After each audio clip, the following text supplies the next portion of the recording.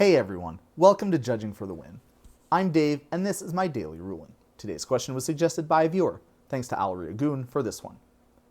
Nick and Olive each control a slicer hired muscle, and they each elect to give their slicer to Amy as she starts her turn. So now Amy controls two slicers. Since slicer is legendary and cannot be sacrificed, what happens? Okay, this is a very common question that people can get confused about. Colloquially, when the legend rule kicks in, a lot of people would say that you're sacrificing the second copy of the legendary permanent. And it's pretty easy to see how that rumor got started. I mean, put into the graveyard due to the legend rule doesn't exactly roll off the tongue. And the physical actions that you're taking are exactly the same as if you were to actually sacrifice it. But don't be deceived.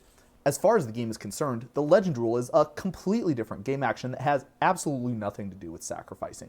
It won't cause Bloodbriar to trigger, it won't make the Balrog any cheaper, and effects that say something cannot be sacrificed are completely ineffective against it.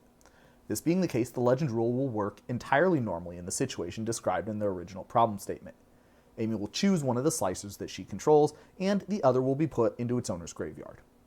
A lot of people describe the way the legend rule works as choosing one to put in the graveyard and keep the other one. And I think a lot of my colleagues generally like to say it the other way around, because that's how it's written in the comprehensive rules.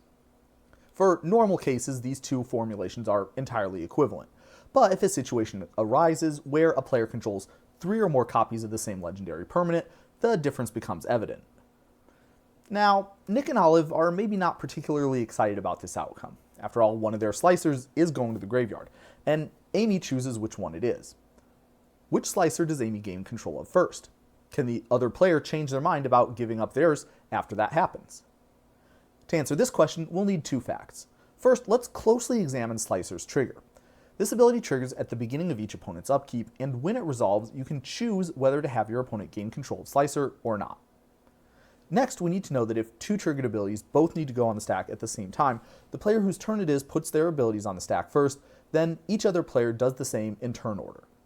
So if we say that Nick's turn is after Amy's and Olive's is after Nick's, that would mean that Nick would put his slicer trigger on the stack, and then Olive would put hers on top of it. Because of how the stack works, Olive's would resolve first, so she would decide whether or not to give the slicer to Amy, and then after that, Nick would make his own decision for his own slicer.